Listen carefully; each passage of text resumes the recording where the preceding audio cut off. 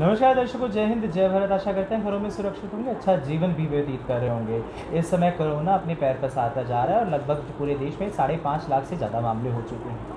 और आइए बातचीत करते हैं civil surgeon doctor Vijay Dahiya जी से और जानते हैं यमुनानगर और आसपास की सराउंडिंग्स का। सर बहुत बहुत स्वागत है आपका। सर किस तरह से क्या अपडेट्स देना चाहेंगे सर यमुनानगर और सराउंडिंग एरिया की सर कोविड को लेकर? देखिए, अभी तक हमने जो टोटल सैंपल लेकर भेजे हैं यमुनानगर से वो 7167 सैंपल हैं जी, जिनमें से हमारी जो टोटल सैंपल की रिपोर्ट जो पॉजिटिव आई हुई हैं वो अभी तक 123 सैंपल की रिपोर्ट पॉजिटिव आई हैं, जी सर, जिनमें 108 सैंपल यमुनानगर से हैं जी, और 15 सैंपल जो है बाहर के लोग रहने वाले हैं उनके सैंपल की रिपोर्ट पॉजिटिव आई है। जी सर, तो उसमें जो 11 हमारी आज रिपोर्ट, जो खुशी की खबर है कि हमारे 11 लोगों के जो पॉजिटिव थे और 19 तारीख से कोविड हॉस्पिटल में दाखिल थे, इनकी रिपोर्ट नेगेटिव आ गई है और आज इनको सभी को डिस्चार्ज किया जा रहा है।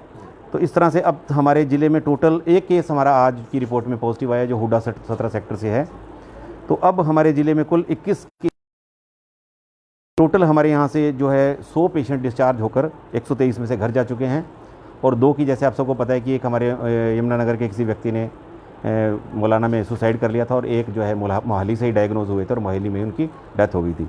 तो 130 की ये फिगर है कि हमारे यहाँ अब कुल 21 एक्टिव केसेस ज़िले में हैं और 100 पेशेंट हमारे डिस्चार्ज होकर सुरक्षित अपने घर जा चुके हैं और सही हालत में रह रहे हैं। सर कहीं ना कहीं पॉजिटिव खबर ये आ रही है कि यमुनानगर नहीं बल्कि पूरे हिंदुस्तान का सर रिकवरी रेट बहुत ठीक है सर। जिस तरह से पेशेंट जल्दी डिस्चार्ज भी हो जा रहे हैं क्योंकि नेगेटिव रिपोर्ट आ रही है और सर इम्यून सिस्टम पर भी लोग फोकस कर रहे हैं, काढ़े पी रहे हैं सर, जिस तरह से विटामिन सी ले रहे हैं सर, उसके विषय में आप क्या कहना चाहेंगे? देखिए, ये पहले भी हमने कहा था कि शुरू में पेंडेमिक की बात आई थी जी कि 80% लोग लगभग वो रहेंगे जिनको इस बीमारी से कोई ज़्यादा नुकसान नहीं होगा। जी सर, वो या तो बहुत कम सिम्टम के साथ या साधारण सिम्टम से ही ठीक हो जाएंगे और कुछ में तो उनको मालूम ही नहीं लगेगा कि कब वो ठीक हो गए। जी लेकिन महत्वपूर्ण चीज़ यही थी कि 20% लोगों को हॉस्पिटलाइजेशन की आवश्यकता पड़ सकती है जी और 3 से लेकर 5% लोग ऐसे रहेंगे जिनके के लिए काफ़ी इनकी घातक हो सकती है और उनकी डेथ भी हो सकती है।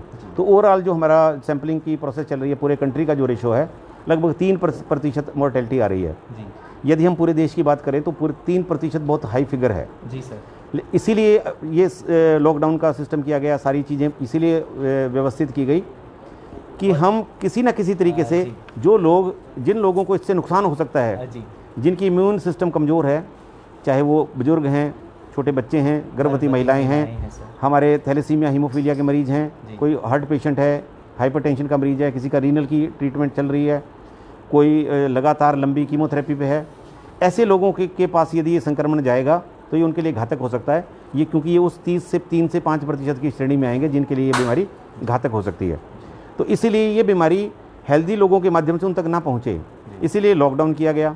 इसीलिए जो मास्क का प्रचलन मैंडेटरी किया गया कि व्यक्तियों को, जो हेल्दी लोग हों, जो नॉर्मल आदमी हैं, उनको ये बीमारी होकर ठीक हो जाएगी, लेकिन ये कहीं ना कहीं किसी न किसी माध्यम से संक्रमण उन व्यक्ति तक ना जाए और वो इसके वाहक ना बने, इसलिए इन्फोर्समेंट की गई।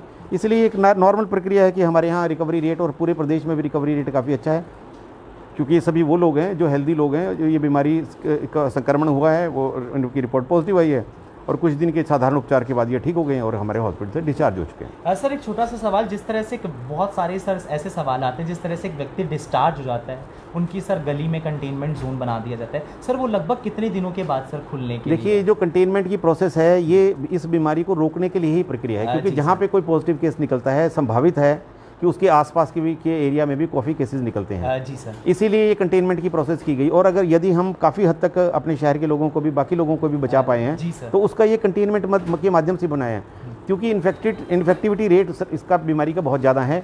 जैसे ही एक व्यक्ति दूसरे के संपर्क में आता है तो बहुत जल्दी दूसरा उसको संक्रमण को ग्रहण कर लेता है। जैसे हमारे यहाँ कुछ उदाहरण है कि एक महिला दिल्ली से आई, एक रात अपने घर रही, थोड़े दिनों के बाद उसके सारे के सारे 8 लोगों के सभी के सभी लोग पॉजिटिव हो गए। इसी तरह से व्यक्ति कोई कालेआम से आया, जिसके वो संपर्क में आया, बहुतायत में वो लोग सैंपल हो गए। एक आदमी जो हमारे यहाँ ज्वेलर की थी, उनके केस आए तो उनके भी जो संपर्क में आए। तो इन्फेक्टिविटी बीमारी की बहुत ज़्यादा है। यदि इसको कंटेन नहीं किया जाएगा तो ये बहुत जल्दी पूरे शहर में फैल सकता है। इसका बहुत भयावह स्थिति हो सकती है, जैसे कि आपने देखा होगा कि दूसरे देशों में भी हुई और दिल्ली वगैरह या काफ़ी प्रदेशों में भी हुई।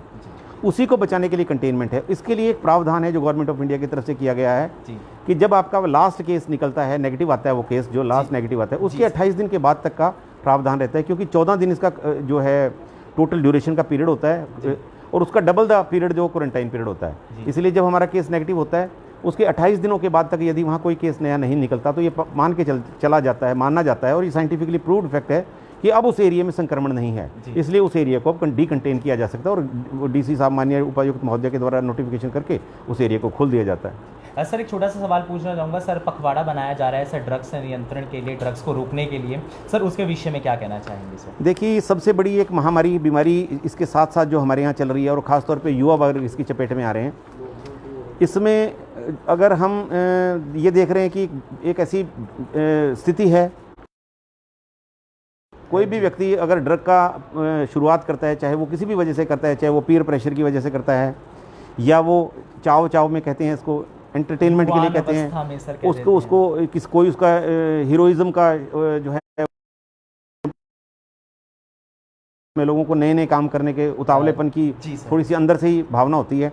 ऐसे में वो बिना किसी उसके भयावह जो आउटकम को देखे हुए वो इस नशे की आदत में पड़ जाता है। और एक बार अगर ये नशा हमारे शरीर का हिस्सा बन जाता है तो पहले इसकी साइकोलॉजिकल डिपेंडेंस होती है, यानी कि शरीर इसका हमारे दिमाग को लगता है कि हमें उसकी ज़रूरत है जी सर, और वो क्रेविंग होती है, वो व्यक्ति उस बीमारी को, उस नशे को ढूंढता है। लेकिन कुछ समय तक लगातार वो इसका वो लेता रहे तो फिर उसको फिजिकल डिपेंडेंस हो जाती है, फिर उसका शरीर उसके बगैर रह ही नहीं सकता। और इसलिए अगर सबसे हल्के नशे की बात करें तो सबसे हल्का नशा स्मोकिंग का है। और ये स्टैटिक्स बताते हैं कि अगर स्मोकिंग के व्यक्ति को भी, जिसको स्मोकिंग की आदत हो चुकी है, एडिक्ट हो चुका है, यदि पूरी काउंसलिंग मिले और डॉक्टरी सहायता भी मिले, तब भी 5% से ज़्यादा लोग स्मोकिंग को नहीं छोड़ सकते। वो कुछ दिन के लिए छोड़ते हैं, कुछ दिन के बाद फिर उनको उसी ट्रैप में वापस चले जाते हैं। तो इसलिए आवश्यक है कि इस बीमारी को शुरुआत ही ना किया जाए। इसलिए हमने इस पखवाड़े के तहत खास तौर पे एडोलेसेंट ग्रुप को, स्कूल के बच्चों को टारगेट किया है, उनको समझाने की कोशिश कर रहे हैं। हमारे काउंसलर जगह जगह जाकर ये बताते हैं कि एक ऐसी बीमारी है, इसके चक्कर में अगर आप पड़ गए तो फिर इससे बाहर निकलना आपके लिए बहुत मुश्किल होगा। और जितने भी क्राइम्स होते हैं वो सभी के सभी, चाहे वो सोशल क्राइम्स हैं, चाहे वो दूसरी क्रिमिनल एक्टिविटीज़ हैं, वो लोग कहीं ना कहीं किसी ना किसी वक्त इस नशे के प्रभाव में होते हैं, तभी वो क्राइम करते हैं। ये हमारे नोन स्टैटिक्स हैं। रोड साइड एक्सीडेंट के जितने केसेस होते हैं, ज़्यादातर केसेस में ड्रिंक एंड ड्राइव का जो आपने देखा होगा, क्योंकि हमारे रिफ्लेक्सेस को, ये बेसिकली जो भी ड्रग्स हैं ये हमारे रिफ्लेक्सेस को स्लो कर देते हैं। आप समय से ब्रेक नहीं लगा पाते, आपको सामने की चीज़ नज़र नहीं आती, गाड़ी पीकर आप ड्राइव करते हैं। तो इस तरह से ये हमारे, ना केवल हमारे लिए ख़तरनाक है, सोसाइटी के लिए वो बहुत डेंजरस है। तो इस नशे की आदत को रोकने के लिए, प्रभावी कदम उठाने के लिए बहुत ज़रूरी है कि लोगों में आई, इसके माध्यम लोग भी इसको जागृत हों इस बारे में, और विभाग भी अपने स्तर पर और पुलिस विभाग भी स्तर में काम कर रहा है। सर एक लास्ट सवाल पूछना चाहूँगा, जिस तरह से अनलॉक फेज कल से आगाज़ शुरू हो जाएगा सर, सेकंड फेज का अनलॉक का, तो सर उसमें सर आपके जो मॉल्स हैं वो खुल जाएंगे और भी जो गवर्नमेंट की गाइडलाइंस आई हैं MHA की वो खुल जाएंगी। सर उसको रहते हुए सर जिला वासियों तक क्या एहतियात का एक मैसेज देना चाहिए? देखिए, जो सबसे महत्वपूर्ण चीज़ थी, हमने जब लॉकडाउन किया गया सरकार ने, तो इसके पीछे एक सोच थी कि आम व्यक्ति घर से बाहर नहीं निकले और जितने दिन तक वो रोक सकते हैं उसको रोकें जी।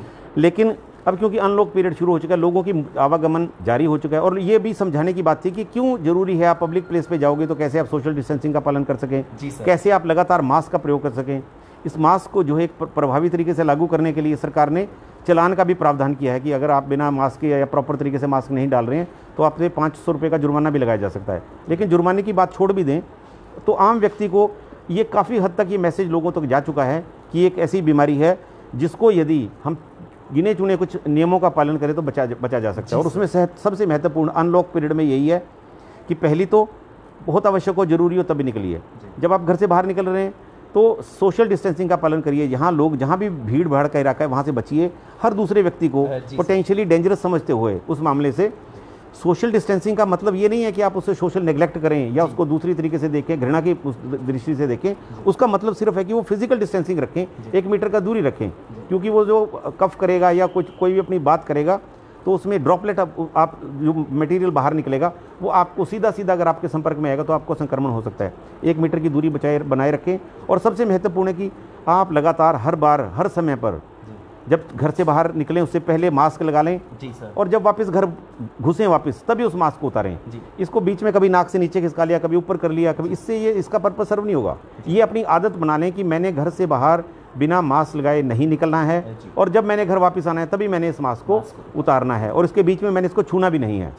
हमारा हाथ यदि गंदा होगा, हमारे हाथ पे अगर वायरस लगा भी रहेगा तब तक वो हमें नुकसान नहीं पहुंचाएगा जब तक उस वायरस को हम हाथ से उठाकर मुंह, नाक और आंख से नहीं छुएंगे, क्योंकि पोर्टल ऑफ एंट्री हमारे शरीर के अंदर वायरस के प्रवेश करने के सिर्फ यही 3 मार्ग हैं। हमारे हाथ पे सारा दिन वायरस लगा रहे, हमें दिक्कत नहीं देगा।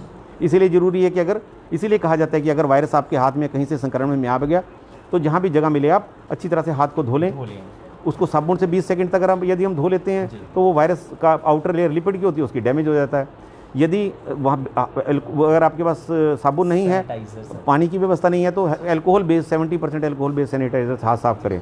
लेकिन इससे भी महत्वपूर्ण है कि यदि आपका हाथ गंदा है तो उसको मुंह, आँख और नाक से ना छुएं, बार बार अपने मास्क को ना छुएं। उस मास्क का प्रयोग जरूर करें, घर से निकलते ही मास्क डाल लें और तब तक डाले रखें जब तक आप घर वापस नहीं आते। और फिर उस मास्क को धोने के लिए, अगर वो डिस्पोजेबल है, अगर वो यूजेबल है, रीयूजेबल है, तो उसको धोने के लिए डाल दें और उसको प्रेस करके अगले दिन इस्तेमाल कर लें। यदि वो डिस्पोजेबल है तो उसका बायोमेडिकल वेस्ट की तरह प्रॉपर डिस्पोज कर दें। बहुत बहुत धन्यवाद सर, हमारे से बातचीत करने थे। ये लिए थे डॉक्टर विजय दहिया जी, जिन्होंने हमें अपडेट दी। अब मुझसे हमको दी इजाज़त। बने रहे 24 के साथ। नमस्कार।